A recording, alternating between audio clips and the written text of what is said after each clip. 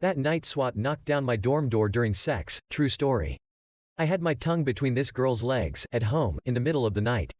Naked ass in the air. Suddenly 5 goddamn tactical team members, my country's version of SWAT, break down the door and enters my apartment with MP5s, shields and tactical gear with super bright flashlights. Where is Frederick? Where the fuck is Frederick? They kept shouting. I had no idea who Frederick is. My date was freaking the fuck out, hyperventilating and shaking, having no idea what they were talking about. Turns out they were looking for my neighbor in the apartment below, and went too far in the stairs, knocking down the wrong door. On their way out of my apartment they spotted my roommate's bushweed, growing together with my tomatoes in the window of our living room. The leader of the tactical team noticed and simply said, "We will forget that this is here. And you will forget we ever were here." They then left, chuckling. We did not sleep anymore that night.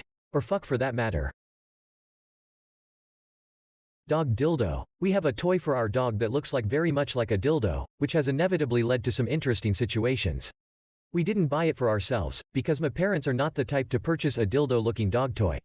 We acquired the cursed dog toy from my painfully oblivious grandparents who handed it to my parents, with no context whatsoever, saying only it was too big for Rascal. Rascal is their dog. It's a rubbery, blue dog toy that looks incredibly like a dildo, but my grandparents say it's a chew toy for toothpaste, I believe. This weekend, my dad brought his friends over, and they brought their dog so she could hang out with our dog. They looked into the living room to find their dog chewing on the toy, and one of them turned to my mom saying, "I think she, broke into the bedroom." Whilst her husband said rather loudly, "I think Sadie got to your dildo."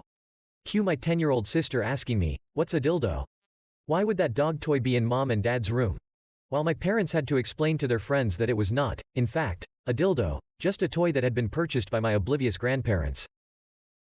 Funny story. Conservative teacher versus autistic furry kid. So back in high school I had an old, highly conservative, strict English teacher. She had been around since corporal punishment and literally taught like she was stuck in the 1960s.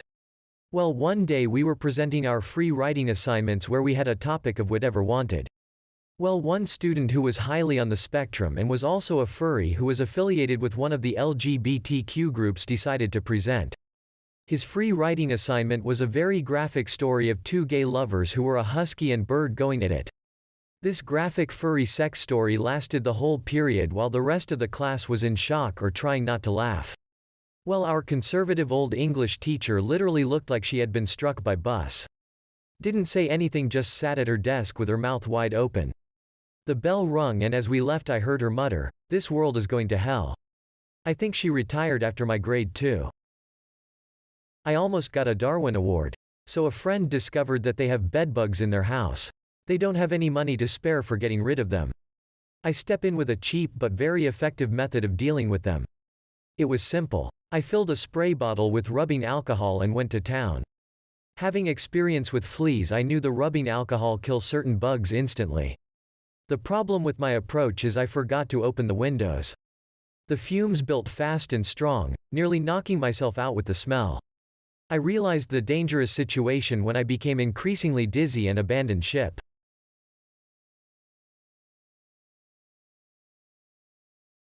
My sister had a horrible accident and can never walk again. My sister fell off a ladder putting up Christmas lights and badly injured her back. She will be in a wheelchair for the rest of her life, even with treatment. We've been supporting her as well as we can through this difficult time.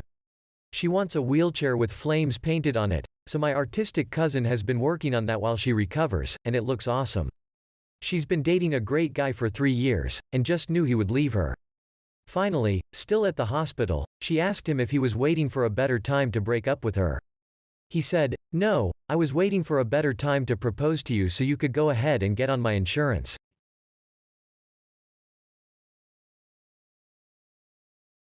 How I got a mark from my teacher for translating a Wikipedia page at late night. 5. I'm 15 and my English is pretty decent, so I used to go around and search for stuff to translate when I'm bored, so that I can improve myself and relax. One day, around 2 a.m., I couldn't manage to fall asleep, so I took my laptop and searched for a Wikipedia page I was interested about and found out it wasn't translated in my native language. That's not fair at all, I thought. So I started translating it on my own, because if others don't do that for you, then do it first. It took me around 1 hour, and at the end my work was pretty good and I was proud of it, so I took a photo and posted it on my Twitter. Apparently, my English teacher, a pretty fresh and cool dude, managed to find my tweet, so after a week he comes up to me and says, "I read your translation about, and I found it pretty good for a 15-years-old student, so I decided to give you a mark for that.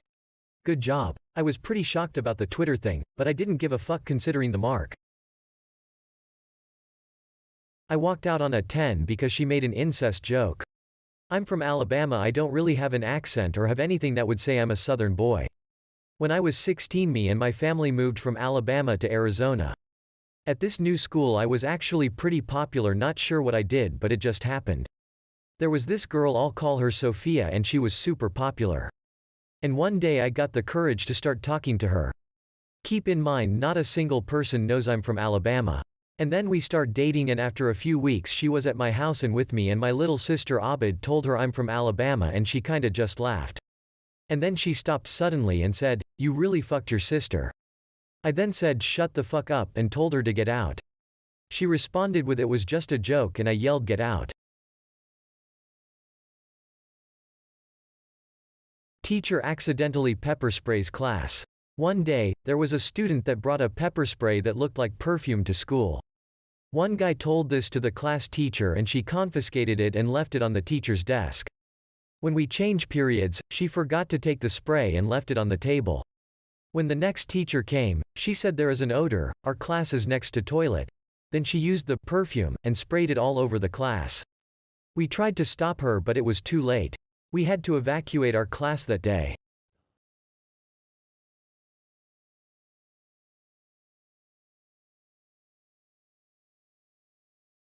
I found a Death Note book in my cousin's drawer with my name on it.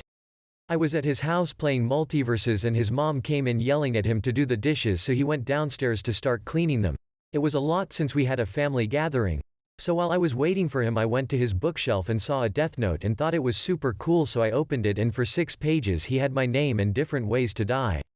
Took it as a joke at first, but then after 4 pages he started putting, "Please." And now I DK if he's joking or not.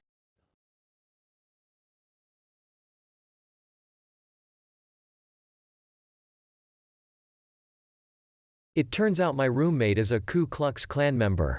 So I, age 23, in my college dorm with my 3 other friends, until a new enrolled student joins our college and moves in.